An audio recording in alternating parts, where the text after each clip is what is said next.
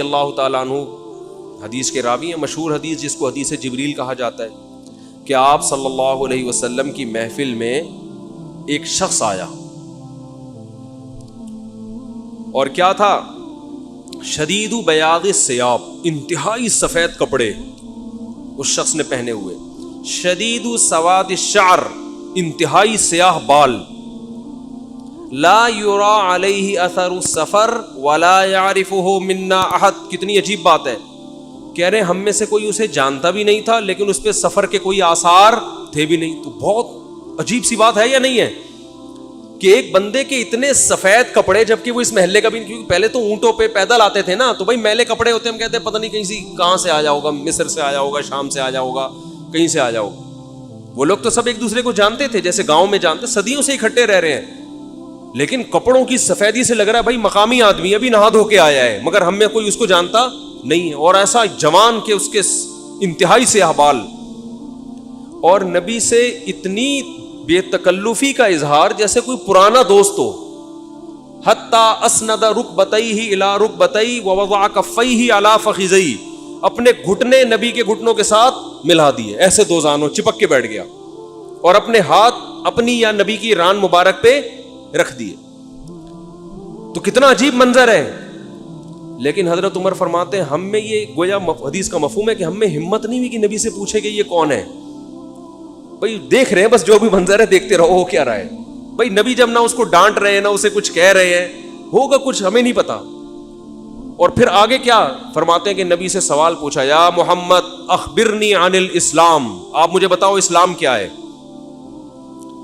تو آپ صلی اللہ علیہ وسلم نے بتانا شروع کیا، الاسلام ان تشہد ان لا الہ الا اللہ وان محمد رسول اللہ۔ سب صحابہ بیٹھے ہوئے ہیں، سب یہ منظر دیکھ رہے ہیں، مگر کسی کی ہمت نہیں ہے کہ وہ نبی کی مجلس میں پوچھ لیں۔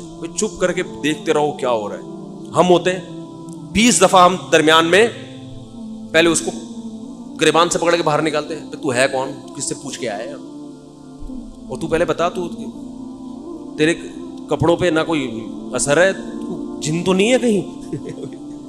بھائی دیکھ رہے ہیں کہ جب نبی کچھ نہیں کہہ رہے تو سب سے زیادہ اعتراض کس کو ہونا چاہیے تھا؟ نبی کو۔ تو نبی ہم سے زیادہ جانتے ہیں، تو جب وہ خاموش ہے تو ہم بھی کیا کریں؟ چپ کر کے بیٹھے رہے، آرام سے خاموشی سے بیٹھے رہے۔ اور پھر کتنا عجیب منظر کہ گھٹنے نبی کے گھٹنوں مبارک کے ساتھ ملا کے پوچھ رہے ہیں کہ اخبرنی عن الاسلام، آپ بتاؤ مجھے اسلام کیا ہے۔ تو آپ نے فرمایا اسلام یہ ہے کہ گواہی دو کہ اللہ کے سوا کوئی عبادت کے لائق نہیں، اور محمد صلی اللہ علیہ وسلم اللہ کے بندے اور رسول ہیں، وَتُقِيمَ الصَّلَاةَ وَتُؤْتِيَ الزَّكَاةَ وَتَصُومَ رَمَضَانَ وَتَحُجَّ الْبَيْتَ إِنِ اسْتَطَعْتَ إِلَيْهِ سَبِيلًا۔ رمضان زکوٰۃ دو، رمضان کے روز نماز قائم کرو، زکوٰۃ دو، رمضان کے روزے، اور استطاعت ہے تو حج کرو۔ فرماتے ہیں اس نے کہا صدقتا، اے محمد آپ نے سچ کہا۔ حضرت عمر کہتے ہیں ہمیں اور عجیب، فَعَجِبْنَا يَسْأَلُهُ وَيُصَدِّقُهُ، بھائی سوال بھی پوچھ رہا ہے اور خود ہی کہہ رہا ہے سچ کہا، تو یہ تو امتحان لینے کے لیے آیا ہے، اور امتحان کس کا ہو رہا ہے؟ معاذ اللہ پیغمبر صلی اللہ علیہ وسلم کا۔ بھائی جو سوال پوچھتا ہے وہ یہ تو نہیں کہتا کہ آپ نے جواب بالکل صحیح دیا ہے، اس کا مطلب آپ کو تو پہلے سے پتا تو پوچھ کیوں رہے ہیں ہم سے۔ لیکن کسی صحابی میں یہ ہمت نہیں ہو رہی کہ نبی کے محفل میں سوال پوچھیں کہ یا رسول اللہ جب یہ پوچھا کیوں اس نے، یہ تو معاذ اللہ آپ کا امتحان لینے آیا گویا۔ پھر اس نے پوچھا، جبریل، وہ بعد میں پتا چلا وہ فرشتے جبریل علیہ السلام تھے، پھر پوچھا کہ مل ایمان کیا ہے، مل ایمان، تو انہوں نے آپ صلی اللہ علیہ وسلم نے فرمایا ایمان یہ اللہ پر، اس کی کتابوں پر، اس کے رسولوں پر، اس کے فرشتوں پر، آخرت کے دن پر، تقدیر پر ایمان لایا جائے۔ صدقتا، سچ کہا۔ پھر انہوں نے پوچھا کہ احسان کیا ہے، پھر آپ نے فرمایا ان تعبد اللہ کأنک تراہ فإن لم تکن تراہ فإنہ یراک، اللہ کی ایسے عبادت کرو جیسے تم دیکھ رہے ہو، کیونکہ وہ تو تمہیں دیکھ رہا ہے۔ صدقتا، اس نے کہا بالکل سچ کہا۔ متی الساعہ، قیامت کب آئے گی؟ تو آپ صلی اللہ علیہ وسلم نے یہ نہیں فرمایا لا ادری، مجھے نہیں پتا، کیونکہ آپ کو معلوم تھا کہ جیسے مجھے نہیں پتا سامنے والے کو بھی نہیں پتا، سمجھ رہے ہو، یہ کسی کو بھی نہیں پتا۔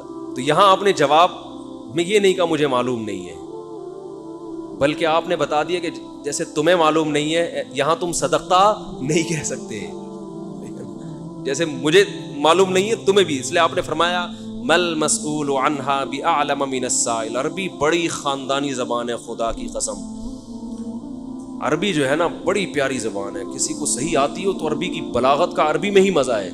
مل مسئول عنہا بأعلم من السائل, جس سے پوچھا جا رہا ہے وہ پوچھنے والے سے زیادہ نہیں جانتا. جس سے پوچھا جا رہا ہے وہ پوچھنے والے سے زیادہ نہیں جانتا. قرآن کی بعض آیتیں ایسی وجد والی ہیں نا کہ مزہ آتا ہے ان کو پڑھنے میں. جو موسیٰ علیہ السلام کو اللہ نے کہا تھا نا قلنا لا تخف انک انت الاعلی, اس کا اردو میں ترجمہ نہیں بنتا. موسیٰ علیہ السلام کے سامنے جب جادوگر تھے نا تو جادوگروں نے ہزاروں لاٹھیاں پھینکی, سانپ بن کے حضرت موسیٰ کی طرف دوڑنے لگی. قرآن کہہ رہے فَأَوْجَسَ فِي نَفْسِهِ خِيفَةً مُوسَىٰ, موسیٰ نے دل میں کیا محسوس کیا؟ خوف. دیکھو قرآن کے الفاظ یہ نہیں ہے کہ موسیٰ گھبرانے لگے, کیونکہ اگر گھبرانے لگتے نا دشمن پہ روب ختم ہو جاتا, دشمن کہتا ہار گئے. قرآن دل کی کیفیت بیان کر رہے, موسیٰ نے گویا اپنے ظاہر پہ کنٹرول کیا ہوا تھا. سمجھ رہے, ظاہر پہ کیا کیا ہوا تھا حضرت موسیٰ علیہ السلام نے کنٹرول کے, مجھے بالکل گھبراہٹ نہیں ہے. لیکن قرآن دل کی کیفیت بیان کر رہا ہے, دل میں کیا تھا؟ خوف. یہ بلاغت ہے. فَأَوْجَسَ فِي نَفْسِهِ خَافَ موسیٰ نہیں ہے, موسیٰ خوفزدہ ہو گئے. اس لیے ہم کہتے ہیں نا فلاں خوفزدہ ہو گیا, تو اس سے یہ متبادر ہوتا ہے کہ یعنی دیکھنے میں ایسا لگ رہا تھا کیا ہو گیا, اس خوف کے آثار دل سے کہاں آئے؟ جسم پہ. حضرت موسیٰ نے اپنے اوپر کنٹرول کیا کہ یہ اتنا بڑا مقابلہ ہو رہا ہے اسلام اور کفر کا, ایمان اور کفر کا, کہ اگر میں گھبرانے لگا نا ان کے سامنے تو یہ کیا, ان سے ان کا مورال کیا ہو جائے گا؟ بلند. تو قرآن کہہ رہا ہے اوپر سے تو بڑے کانفیڈنس کے ساتھ, لیکن دل کی کیفیت کون جانتا ہے؟ اللہ. فَأَوْجَسَ فِي نَفْسِهِ, قرآن کہہ رہا ہے دل کے اندر موسیٰ کو خوف محسوس ہوا. قلنا, ہم نے کہا, ہم نے کیا کہا؟ دل کے اندر وحی کی اللہ نے بھی. دل گھبرا رہا ہے تو دل میں وحی کی, لا تخف, اے موسیٰ خوف مت کر, انک انت الاعلی, آج کے دن تو ہی غالب ہوگا. یہ نہیں کہا انک الاعلی, نا نا نا نا نا, انک الاعلی نہیں کہ تو غالب ہوگا. انکا, دیکھو انکا کا معنی بھی وہی ہے جو انکا انتا ہے. کا مطلب بھی تو, انتا کا معنی بھی تو.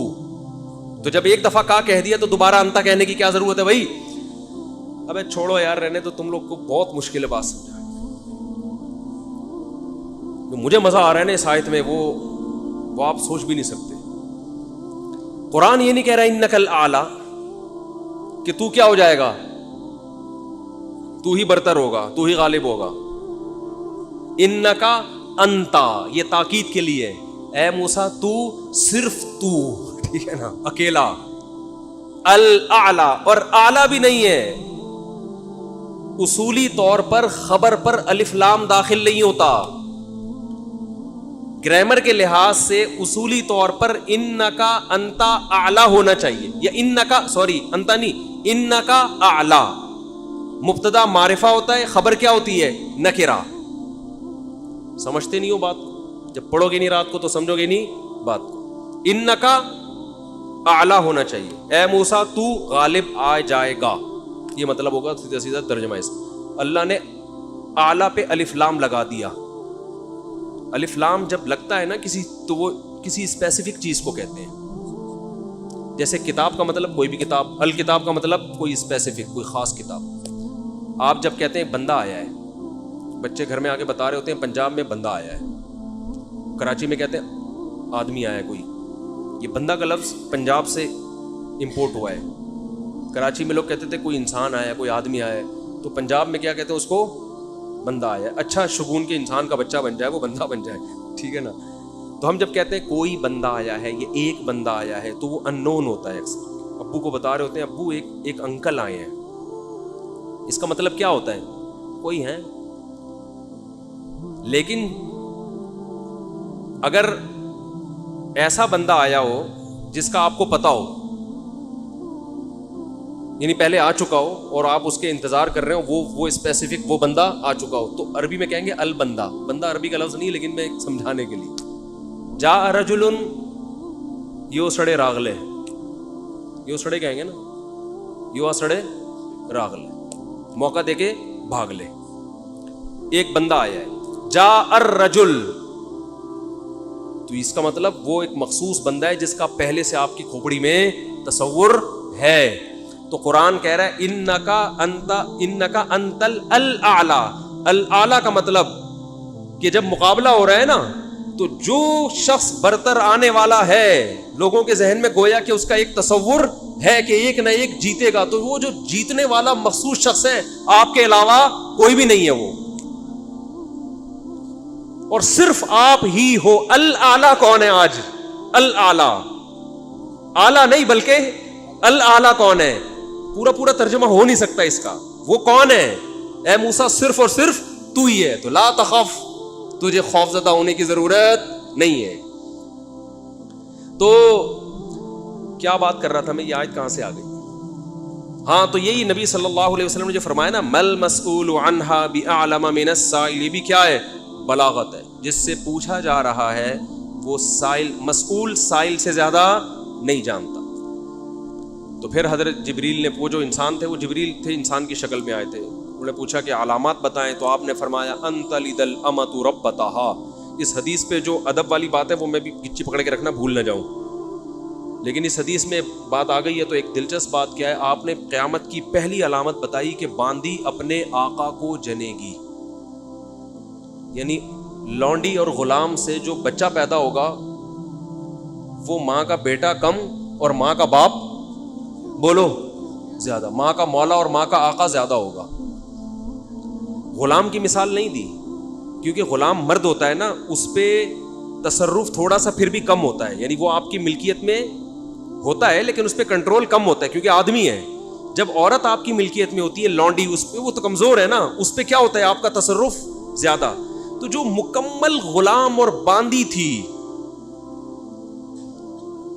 وہ جب جنے گی جس نسل کو, تو ہونا تو یہ چاہیے تھا کہ جس نے جنا ہے اس کا مقام اونچا, لیکن جس کو جنے گی نا وہی اس پہ کیا کرے گا.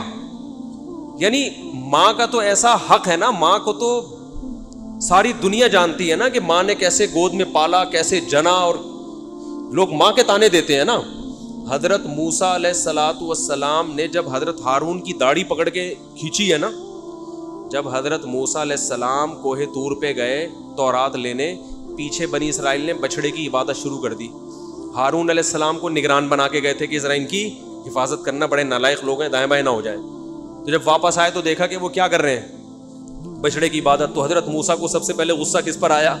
حضرت ہارون پر. اپنے بھائی کی داڑھی پکڑ کے کھینچی کہ ما منعک اذ رأیتہم ضلوا, یہ گمراہ ہو رہے تھے, آپ نے روکا کیوں نہیں؟ تو حضرت ہارون نے کیا کہا, باپ کا واسطہ نہیں دیا بلکہ ماں کا.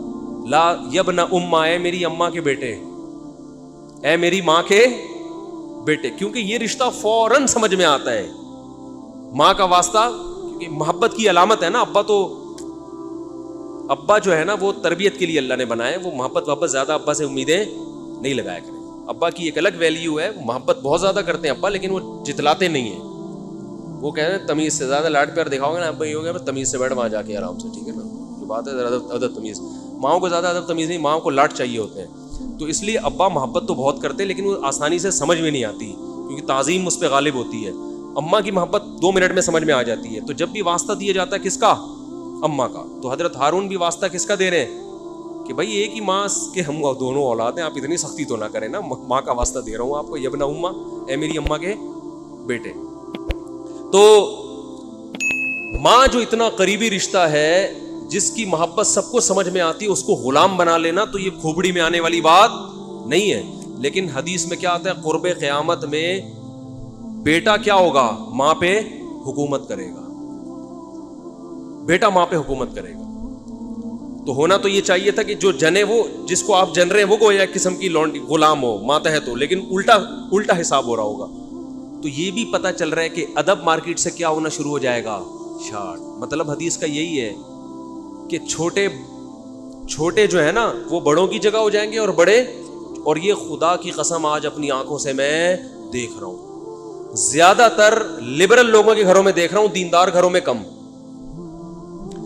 باپ اور ماں اپنے بچوں کو اسکولوں میں 15-20 ہزار روپے فیسیں دے کر بدتمیز بنا رہے ہیں باقاعدہ پیسوں کے ذریعے. یعنی اسکولوں میں پڑھا رہے, ماڈرن اسکول ہیں اور بہت ہی ماڈرن قسم کے اسکول جن میں مذہب نہیں ہے. بچہ انگلش میں انگلش بہت اچھی بول لیتا ہے اور ٹھیک ٹھاک فیسیں دے کے کیا کر رہے ہیں, اپنی نافرمانی پیسے دے کے سکھا رہے ہیں. آج بھی میرے پاس ایک کیس آیا, کسی کو نہیں پتا چلے گا کس کی بات ہو رہی ہے. ایک صاحب نے کہا میں نے اپنی بچی کو ایڈمیشن کروایا, میں 20-20 ہزار روپے فیسیں دے رہا ہوں اور وہ چرس پی رہی ہے, وہ پتہ نہیں کتنے کتنے لڑکوں سے دوستیاں لگا رہی ہے. تعلیم کو فوکس کرنے کے چکر میں تہذیب کا بیڑا غرق کر دیا. یعنی گویا کہ پیسے دے کے باقاعدہ کیا کیا جا رہا ہے, اپنے بچوں کو خراب کیا جا رہا ہے. تو جنا بھی خود, احسان بھی خود کیا, اور نکلا کیا رزلٹ؟ وہی آپ پہ کیا کر رہا ہے حکومت, وہ آپ کی ایک بات ماننے کے لیے تیار نہیں ہے. تو یہ وہ دور ہے جس سے ہم گزر رہے ہیں. تو اس میں بھی ادب کی تلقین کی گئی ہے. جب کچھ اس طرح کے لوگ آتے ہیں نا میرے پاس کہ باپ بیٹا بیٹھا ہوا ہوتا ہے اور باپ اپنے بیٹے کی شکایتیں کر رہا ہوتا ہے بڑے دھیمے لہجے میں کہ بچے کو غصہ نہ آ جائے, اور بیٹا جواب دے رہا ہوتا ہے بڑی اونچی آواز میں. یہ میں نے بہت دیکھ لیا ہے, بہت دیکھ لیا اپنی زندگی میں. اس سے مجھے فوراً وہ حدیث یاد آتی ہے کہ اس کو باپ ہونا چاہیے اور اس کو بیٹا. باپ کو یہ ڈر لگتا ہے کہ یار اب میری اولاد ہے, یار میں کوئی اونچی آواز سے وہ ایک دم میٹر نہ گھوم جائے. دیکھو یہ اولاد کے نالائق ہونے کی علامت ہے کہ آپ نے اپنے باپ کو یہ اتھارٹی نہیں دی ہے کہ وہ آپ کو ڈانٹ سکے. اگر آپ کا باپ آپ کو ڈانٹتے ہوئے گھبراتا ہے نا, خدا کی قسم یہ باپ کے خراب ہونے کی دلیل نہیں ہے, یہ اولاد کے خراب ہونے کی دلیل ہے. یہ اولاد کے خراب, وہ ڈر لگتا ہے اس کو کہ یار کچھ بول دوں تو ایسا نہ ہو ناراض ہو جائے. میں نہیں کہہ رہا اولاد پہ بیجا سختیاں کریں یا خام خامے ڈانٹ ڈپٹ کرتے رہیں, اس سے تو ڈپریشن کے مریض بنتے ہیں. ماں باپ ظلم بھی کرتے ہیں. اس پہ میں انشاءاللہ بیان کروں گا کہ میرا ارادہ ہے, میں نے جو سینٹ میں بل پیش ہوا نا کہ ماں باپ کو اولاد پہ ہاتھ اٹھانے کی اجازت نہیں, شوہر کو بیوی کو ڈانٹنے کی اجازت نہیں, یہ بالکل خلاف ہے, لیکن اس کا ناجائز فائدہ بھی اٹھایا جاتا ہے. تو ماں باپ کو بلا وجہ اولاد پہ ہاتھ اٹھانا شرعن جائز. آج ایک صاحب بحث کرنے لگے کہ مجھے اجازت دی ہے شریعت نے کہ میں اپنے بچے کو تھپڑ مار سکتا ہوں. میں نے کہا آپ کو اجازت شریعت نے نہیں دی ہے کہ بلا وجہ آپ اپنے بچے پہ ہاتھ اٹھائیں, اور خاص طور پہ نابالغ پہ. نابالغ کے حقوق اسلام میں بہت زیادہ ہیں. ماں کو اجازت نہیں اپنا غصہ آپ کسی اور پر ہے نکال کس پہ رہی ہے. میں نے ماؤں کو دیکھا ہے طبیعت خراب ہے جھنجلا رہی ہیں, بچے کو پڑھ کے طبیعت سے کوٹ دیا اس کو, وہ بیچارہ. بعض بچے ماں کی چنگیز خان جیسی مائیں ہوتی ہیں, وہ بچے ٹھٹر ٹھٹر کے ان کی جو گروتھ ہے نا وہی رک جاتی ہے ان کی. اتنا سختی کا ماحول انہوں نے گھر میں دیکھا ہوتا ہے. تو یہ نہ باپ کے لیے جائز ہے اور نہ ماں کے لیے. تو اس میں علماء کے واقعات بھی سناؤں گا کہ اپنی اولاد کو مارنے سے پہلے کیا ان کے اصول تھے کہ ہم زیادتی نہ کر بیٹھے. تو یہ بھی ہے. اچھا خیر, تو جلدی سے بات کو یہ سمیٹ کے ختم کرتا ہوں. یہ کیا ہو گیا. تو رسول اللہ صلی اللہ علیہ وسلم کی محفل میں حضرت جبریل آئے تو حضرت عمر فرماتے ہیں, تو حضرت عمر رضی اللہ تعالیٰ عنہ فرماتے ہیں فلبثت ملیہ, میں نے جب یہ منظر دیکھا تو میں بہت دنوں تک ٹھہرا رہا. یعنی کچھ دن گزرنے کے بعد بھی حضرت عمر کی ہمت نہیں ہوئی کہ نبی سے پوچھے کہ یا رسول اللہ یہ کون تھے, یہ کیا ہے احترام, کہ بھئی ایسا نہ ہو نبی صلی اللہ علیہ وسلم ناراض ہو جائے. خود کیوں نہیں بتا رہے بھئی, یہ اہم بات ہوتی تو آپ صلی اللہ علیہ وسلم تو خود معلم تھے, خود بتاتے. تو فرماتے ہیں کچھ دن کے بعد خود نبی نے مجھ سے پوچھا کہ عمر جانتے ہو وہ شخص کون تھا؟ میں نے کہا اللہ اس کے رسول ہی زیادہ جانتے ہیں. فرمایا ھذا جبریل اتاکم یعلمکم دینکم, یہ جبریل تھے انسانی شکل میں آئے تھے تمہیں تمہارا دین سکھانے کے لیے. اس سے پتہ چلتا ہے کہ تعلیم کا صرف یہ طریقہ نہیں ہے کہ استاذ بیٹھ کے بچوں کو پڑھاتا رہے سارا دن بیٹھ کے. یہ نیچرل وے آف ٹیچنگ ہے کہ ایک ماحول بنا دیا, ایک شخص آ رہا ہے, صحابہ اچھا پھر ایک تعجب کی فضا قائم کی گئی تاکہ نا ان کو یہ محفل یاد رہے. اگر ایسا ہی ہوتا وہ نارمل ڈریس سفر والے ڈریس میں آتے تو یہ تو نارمل مجلس ہے, بھائی کوئی مسافر آیا. ایسا ایک مخمصے میں ڈالا گیا کیونکہ جب کوئی ایسی عجیب سی محفل ہوتی ہے نا تو دماغوں میں بیٹھ جاتی ہے, اس کا ایک ایک منظر یاد رہتا ہے. تو اس سے ماحول کی تبدیلی کا بھی انسان پہ اثر پڑتا ہے. تو صحابہ کیا کر رہے ہیں, نبی صلی اللہ علیہ وسلم سے سوال پوچھنے سے پہلے ایک اور واقعہ سنا کے بس یہ میں ٹاپک ختم کرتا ہوں. ایک اور واقعہ ہے, حدیث میں آتا ہے کہ آپ صلی اللہ علیہ وسلم نے ظہر یا عصر کی نماز پڑھائی, صحیح حدیث ہے. اس میں آپ نے 4 کی جگہ 3 رکعتیں پڑھا دیں. کتنی؟ 3. اب صحابہ سوال نہیں پوچھ رہے کہ یا رسول اللہ یہ آپ سے غلطی سے ایسا ہوا ہے، کیا ہوا ہے؟ خوف زدہ. حضرت ابو بکر اور عمر بالکل پیچھے بیٹھے ہوئے ہیں. حدیث میں آتا فہابا ان یتکلماہ، آپ گھبرائے کہ آپ اس بارے میں نبی سے سوال پوچھیں. کیوں؟ ہو سکتا ہے نبی کو اس بات پہ غضب آ جائے کہ بھائی جب میں نے 3 پڑھائی ہیں تو میرے 4 پڑھنے سے جب چاہا کہ ہاں تمہاری یہ نیکی لکھی جا رہی ہے تو حلال کی طرف آؤ اور کسی کی مت سنو. سمجھتے ہو؟ بائک پہ گاڑی پہ پہلے سے موسٹ وانٹڈ لکھ کے لگا دو، کسی کی مت سنو. اس میں ٹینشنیں آئیں گی، برداشت کرو اللہ کے لیے. سمجھتے ہو؟ میں اپنی ٹینشنوں کے قصے سنانا شروع کر دوں آپ پاگل ہو جاؤ گے. آپ کہتے ہو مسا بڑے ہنسی خوشی